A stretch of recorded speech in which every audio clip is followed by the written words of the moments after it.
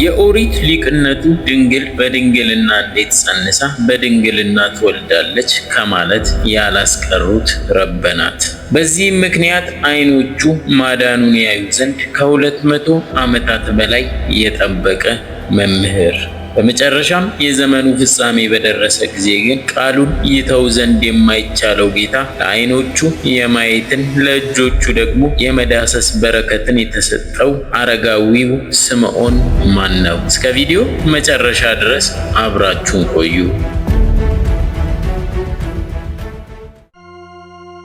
የአረጋዊው ስምዖን ጸሎት ድንቅ ጸሎት ሲሆን ለእኛ በዚች ዘመን ላለን ክርስቲያኖች አስተማሪ የሆነ መልእክት ማን ነው እንደ ቃለ ባሪያን አሰናብት ብሎ የሚጸልይ በዚህ ዘመን አይገኝም። ለዘመናት ሞትን ሳናይ ለመኖር የምንፈልግ በመንፈሳዊ ሕይወት ስር የሰደደ እምነት የሌለን፣ ሐሳባችን ምድራዊ፣ አመለካከታችን ዓለማዊ፣ ሁልጊዜ መብላትን፣ መጠጣትን፣ መዝናናትን፣ ደስታን፣ መውለድና መዋለድን መሰረት አድርገን ለምንጓዝ ለዚህ ዘመን ክርስቲያኖች ምንኛ ድንቅ ትምህርት ይሆንን። ክርስትናችን የነጠላ የገዳማት ጉዞ የታይታና የማስመሰል የሆነብን ኃጥኡን ቅዱስ እያለን ለዘመናት የኖርን በምድራዊ ሐሳብ ብቻ የታጨቀ ሕይወት ያለን ስለሆነን ነው ሁልጊዜም ዓለም የምታጓጓን። ታሪኩን ወደ ኋላ መለስ ብለን ለማየት ዓለም በተፈጠረ በ5200 ዓመታት ማለትም ከክርስቶስ ልደት 300 ዓመታት በፊት በጥሊሞስ የሚሉት ንጉሥ በግሪክ ነገሰ። በጊዜውም በኃይለኝነት ሁሉን አስገብሮት ነበርና ዓለሙን እንደ ሰም አቅልጬ እንደ ገል ቀጥቅጬ ገዛሁት፣ ምን የቀረኝ ነገር አለ ሲል ተናገረ። በዚህ ንግግሩ በጣም የተገረሙና ጥንካሬውን ይበልጥ ያጠነክር ዘንድ ይህን የሰሙት ባሮቹ አንድ ነገር ቀርቶሃል ንጉሥ ሆይ አሉት። እነሱም መልሰው ንጉሥ ሆይ ዓለሙን ሁሉ ባልከው ልክ ታስገብርና ትገዛ ዘንድ በምድረ እስራኤል ጥበብን የተሞሉ 46 መጻሕፍት አሉ፣ እነርሱን አስተርጉም አሉት። ያን ጊዜም እስራኤላውያንን አስገብሯቸው ነበርና 46ቱ የብሉይ ኪዳን መጻሕፍት ከ72 ምሁራን ወይም ተርጓሚዎች ጋር እንዲያመጡለት አዛዦቹን ላከ። እነርሱም 46ቱን መጽሐፍተ ብሉይ ከ72 ምሁራን ጋር እንደታዘዙት አመጡለት። አይሁድ ተንኮለኞች መሆናቸውን ሰምቷልና 36 ድንኳን አዘጋጅቶ ጥንድ ጥንድ ሆነው እንዲሰሩ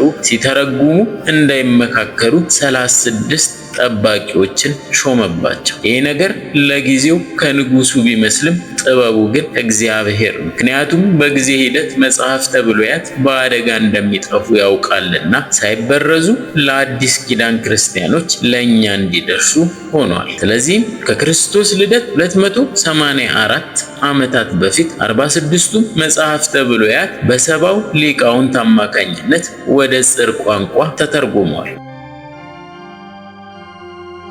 ከነዚህ ከሰባው ሊቃናት መካከል በዕድሜ አረጋዊ የሆነ ስምዖን የሚሉት ምሁረ ኦሪት ነበር። በፈቃደ እግዚአብሔር ለእርሱ መጽሐፈ ኢሳይያስ ደርሶት እየተረጎመ ምዕራፍ 7 ላይ ደረሰ። ቁጥር 7 ላይ ሲደርስ ግን ድንግል በድንግልና ትጸንሳለች በድንግልናም ትወልዳለች የሚል አይቶ አሁን እንኳን የአሕዛብ ንጉሥ የእስራኤልስ ንጉሥ ቢሆን ድንግል በድንግልና ጸንሳ ትወልዳለች ብለው እንዴት ያምነኛል ሲል አሰበ። በዚያውስ ላይ ኢሳይያስ በንጉሥ ምናሴ የተገደለው በዚህ ትንቢት ምክንያት አይደለምን ብሎ ቃሉን ሊለውጠው ወሰነ። አመሻሽ ላይ ግን ድንግል የሚለውን ሴት ልጅ ብሎ ቀየረው። እርሱ ሲያንቀላፋ ቅዱስ መልአክ ወርዶ ድንግል ብሎ መልሶ አስተካከለ። ከእንቅልፉ ሲነቃ ግራ ተጋብቶ እንደገና ፍቆ ቀየረው። አሁንም መልአኩ ድንግል ሲል ቀየረበት። 3 ጊዜ እንዲህ ከሆነ በኋላ ግን መልአኩ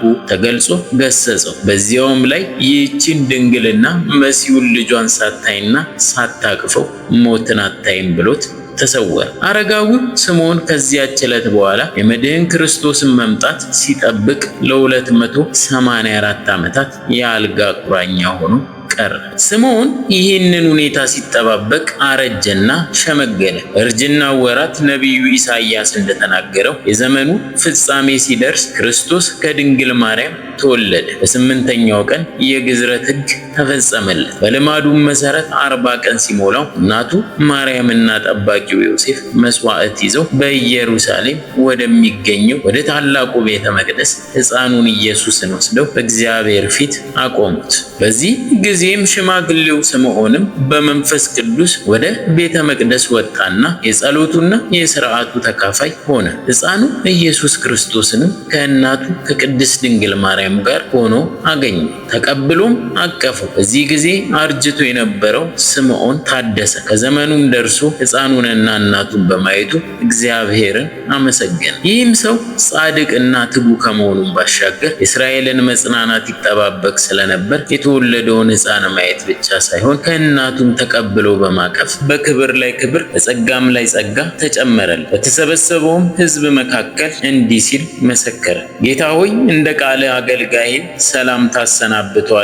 ዓይኖቼ በሰዎች ሁሉ ፊት ማዳንህን አይተዋልና ይህም ለአሕዛብ ሁሉን የሚገልጥ ብርሃን ሲሆን ለሕዝብም ለእስራኤል ክብር ነው አለ። ይህም ለሚያምኑና ለሚከተሉት እስራኤላውያን መነሻቸውና ከፍ ከፍ እያሉ መንፈሳዊ እድገት የሚያገኙበት ሲሆን ለማይከተሉትና ትምህርቱን ለሚቃወሙት ደግሞ መውደቂያቸው ነው አለ።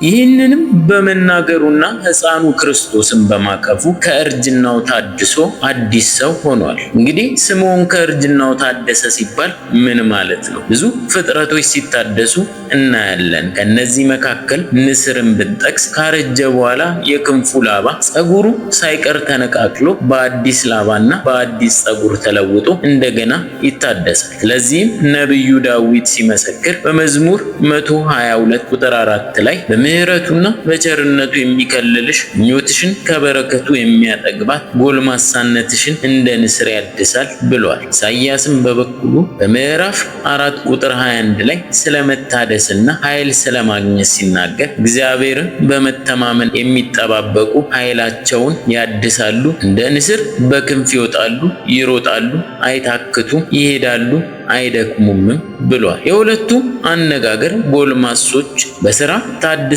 ትኩስ ኃይል፣ አዲስ ጉልበት አግኝተው ፈጥነው የሚሰሩ መሆናቸውን ከመግለጻቸውም ሌላ ሩጠው የሚቀድሙ ሰርተው የማይደክሙ መሆናቸውንና ስለ ሥጋ ተሐድሶ ተናገሩ እንጂ ስለ መንፈስ ቅዱስ ተሐድሶ እንዳልሆነ ማወቅ ይገባል። ይህም ከስምዖን ተሐድሶ ጋር የተለያየ ነው። የሥነ ፍጥረት ሊቃውንት እንደሚሉትም ቢሆን እባብም ይታደሳል። በክረምት ጉድጓድ ውስጥ ገብቶ ሳይወጣ ከዚያው እንዳለ ይከርማል። ክረምት አልፎ ፀሐይ ሲወጣ መሬቱን ሙቀት ሲሰማው ብርሃኑ ሲያንጸባርቅ ያረጀው ቆዳው ተገፎ ይወድቅና አዲስ ቆዳ ይለብሳል። ይህም በተፈጥሮ ያገኘው ጸጋ ነው። እባብ አዲስ ቆዳ ቢለብስም መንከሱንና መርዙን የማሰራጨት ክፉ ጸባዩን ለውጦ እንደ ቆዳው አዲስ ጥሩ ጸባይ ግን አይላበስም። ያንኑ የአውሬነቱን ጸባይ እንደያዘ ይኖራል። የስምዖን ተሐድሶ ግን ከዚህ በጣም የተለየ ነው። ይህም ማለት ያረጀ ቆዳው ተገፎ በአዲስ ቆዳ አልተለወጠም፣ አዲስ አካልም አልለበሰም። እንደ ጎልማሶችም አዲስ እግር አውጥቶ አልሮጠም፣ ማንንም አልቀደመም፣ ከሽምግልናም ተለውጦ የ30 ዓመት ጎልማሳም አልሆነም። መዝሙረኛው ዳዊት ንጹሕ ልብ ፍጠርልኝ የቀናውንም መንፈስ በውስጤ አድስ ሲል እንደተናገረው ሽማግሌው ስምዖን ንጹሕ ልብ ተፈጠረለት፣ የቀናውንም መንፈስ በሕይወት ውስጥ አሳደረበት። ከአሮጌ ሕይወትም ወደ አዲስ ሕይወት ተለወጠ፣ የመንፈስ ለውጥም አገኘ። በዚህ ጊዜም አዲስ ሰው ሆነ። የስምዖን ለውጥ ይህን ይመስል ነበር። ይህን መሳዩ ለውጥ ደግሞ ክርስቲያኖችም ያስፈልገናል። የለውጥ አይነቱ ብዙ ነው።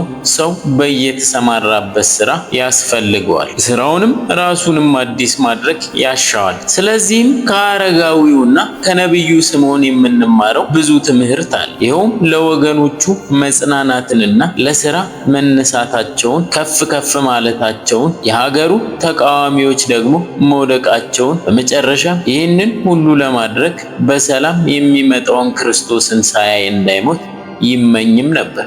ምኞቱም እንደተፈጸመለት ተመልክተናል። እኛም የመንፈስ እድሳት ወይም ተሐድሶ አግኝተን ርስተ መንግሥተ ሰማያትን ለመውረስ እንድንችል እንደ አረጋዊ ስምዖን ጸሎታችንና ልመናችን ሁሉ ከንጹሕ ልብ እንዲሆን አምላካችን ይርዳን።